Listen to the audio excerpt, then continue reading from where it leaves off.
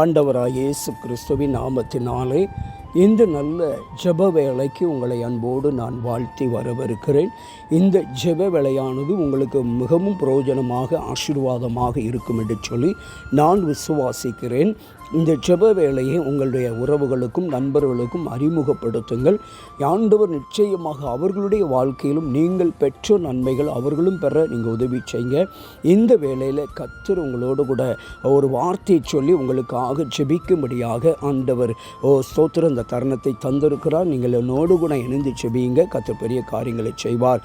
ஸ்தோத்திரம்.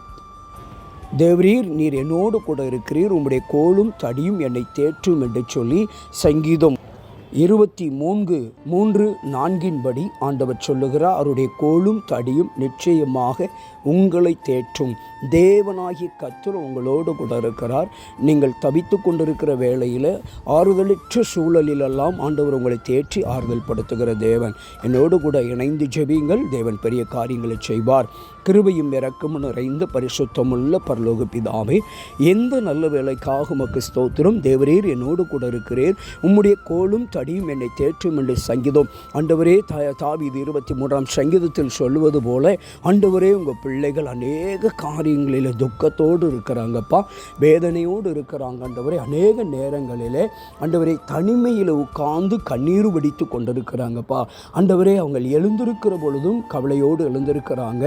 படுக்கைக்கு சொல்லுகிற பொழுதும் பயத்தோடும் கலக்கத்தோடும் நிம்மதியாக தூங்க முடியாத ஒரு சூழலில் ஆண்டவரே படுக்க சொல்லுகிறாங்கப்பா. படுக்கையில் நிம்மதியான தூக்கம் இல்லை ஆண்டவரே, ஒரே கலக்கம், ஒரே பயம், நிம்மதியில்லாத ஒரு சூழலப்பா. கர்த்தர் உங்கள் வாழ்க்கையில் ஒரு தேவனுடைய சமாதானத்தை கொடுங்கப்பா. ஆண்டவரே, தாய் தன் பாலகனை தேற்றுவது போல் என்று சொன்னீங்கப்பா. உமது கோலும் தடியும் ஆண்டவரே உங்கள் பிள்ளைகளை ஆற்றி தேற்றட்டும். ஆண்டவரே கர்த்தாவே, உங்கள் கிருபை உங்கள் பிள்ளைகளை, உங்கள் சத்தியம் உங்கள் பிள்ளைகளை ஆற்றி தேற்றும்படியாக ஜெபிக்கிறங்க. தாவே, அவங்களுக்கு சமாதானத்தை கொடுங்க. இருதயத்தில் ஒரு பரிபூர்ணமான ஆறுதலை கொடுங்க. மனதளவில் ஒரு தேவ சமாதானத்தை கொடுங்கப்பா.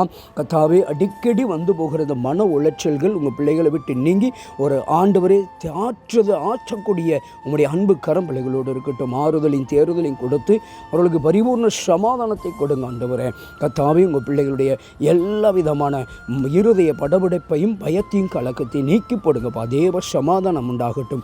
இயேசுவின் நாமத்தில் ஜெபிக்கிறேன் நல்ல பிதாவே, ஆமென். நிச்சயமாய் கர்த்தர் உங்களை எல்லாவற்றிலும் ஆறுதல் படுத்துவார், திடப்படுத்துவார், தைரியப்படுத்துவார், ஸ்திரப்படுத்தி உங்களுக்கு சமாதானமான சூழ்நிலையை உருவாக்கி தருவார். உங்களை சுற்றி நல்ல காரியம் நடக்கும். இயேசுவின் நிச்சயமாய் கைவிட்டார். God bless you.